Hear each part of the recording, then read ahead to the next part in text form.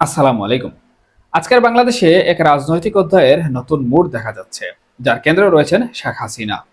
একসময় যিনি দেশের সবচেয়ে ক্ষমতাধর নারী ছিলেন, তিনি এখন আন্তর্জাতিক অপরাধ ট্রাইব্যুনালে অভিযুক্ত, আদালতের রায়ে দণ্ডপ্রাপ্ত এবং রাজনৈতিকভাবে বিচ্ছিন্ন। কিন্তু প্রশ্ন হলো, এই বিচ্ছিন্নতা কি স্থায়ী, নাকি এটি শুধুই এক ধরনের কৌশলগত পেছনে সরে থাকা? সম্প্রতি শেখ হাসিনা একটি অডিও বার্তায় বলেন তিনি দেশে ফিরবেন, মামলা মোকাবেলা করবেন এবং আদালতে মুখোমুখি হবেন। এই বার্তা একদিকে আত্মবিশ্বাসী শোনায়, কিন্তু অন্যদিকে তৈরি করে বহু প্রশ্ন। তিনি সত্যিই ফিরবেন তো? ফিরলেও কিভাবে বিচার মোকাবেলা করবেন? আর আওয়ামী লীগ দলটি কি আবার ঘুরে দাঁড়ানোর মতো শক্তি রাখে? এই প্রশ্নগুলোর জবাব খুঁজে পেতেই চলুন জেনে আসি বিস্তারিত।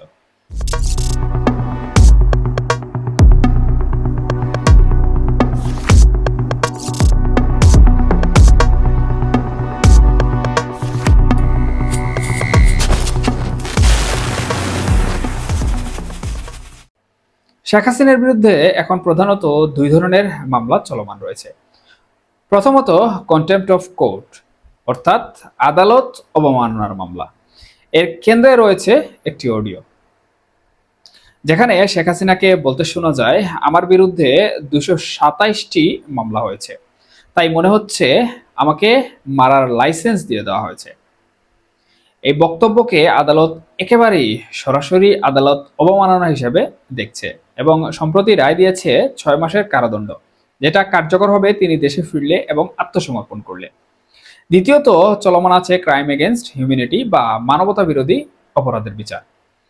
2024 সালের আগস্টে ছাত্র আন্দোলনের সময় রাষ্ট্রীয় বাহিনীর নির্দেশে পরিচালিত গুলিবর্ষণ এবং হত্যাকাণ্ডকে কেন্দ্র করে এই মামলা শুরু হয়।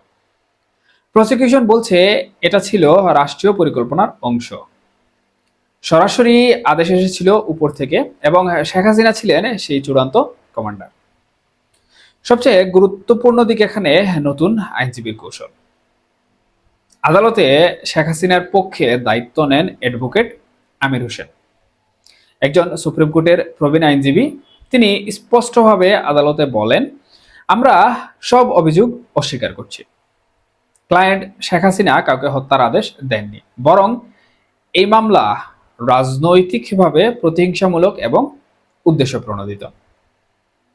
এর পাশাপাশি তিনি আরো যে বিষয়গুলো যুক্ত করেন তার মধ্যে উল্লেখযোগ্য হচ্ছে, তিনি বলেন আমরা ডিসচার্জ চাই, মানে হচ্ছে যে অভিযোগগুলো আছে তার ভিত্তি নেই, তাই বিচার চলারও কোনো প্রয়োজনীয়তা এখানে নেই।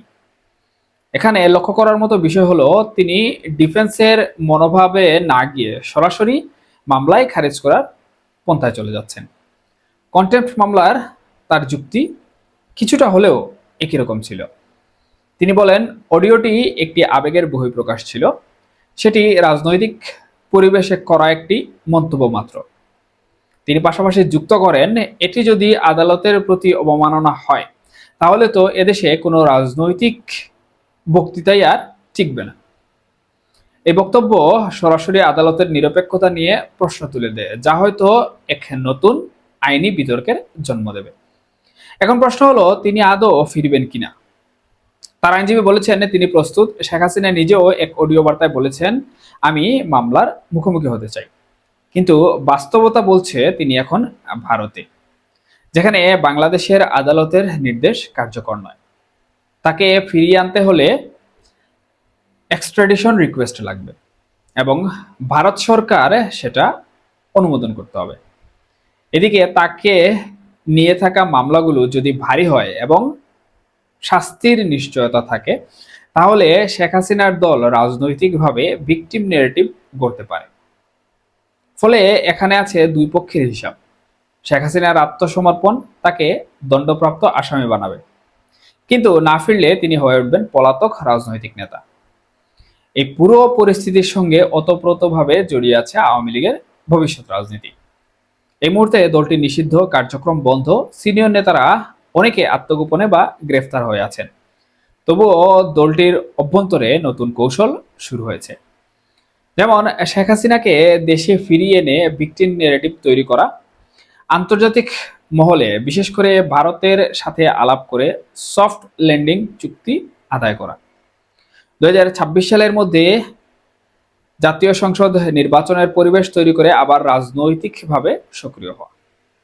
এখানে লক্ষণীয় বিষয় হলো দলটি এক ধরনের মর্যাদার সহিংস সমঝোতা চাইছে, অর্থাৎ শেখ হাসিনার বিরুদ্ধে যদি কিছু সাজা থেকেই যায় সেটাকে তারা মেনে নিয়ে নির্বাচনে অংশগ্রহণ করতে চায় অথবা নির্বাচনের দৌড়ে ফিরতে চায়।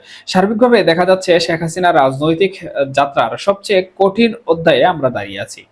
এই মুহূর্তে প্রতিটা সিদ্ধান্ত, ফেরার সিদ্ধান্ত, আত্মসমর্পণের সময়, কোর্টে আইনজীবীর কৌশল, সবকিছু এক একটা মুড় ঘুরানো ঘটনা। শেখ হাসিনা কি রাজনীতি থেকে সরে যাচ্ছেন, নাকি এটা এক নতুন পর্বের প্রস্তুতি? আওয়ামী লীগ কি ফিরতে পারবে, নাকি এটা তাদের রাজনীতির শেষ রাউন্ড? সবকিছু নির্ভর করছে এই কদিনের যে ঘটনাগুলো ঘটবে সেই ঘটনাগুলোর প্রবাহের উপর। আপনার কি মতামত? আপনি কি মনে করেন শেখ হাসিনা দেশে ফিরে বিচার মোকাবেলা করবেন? আপনি কি ভাবেন আওয়ামী লীগ আবার ঘুরে দাঁড়াতে পারবে?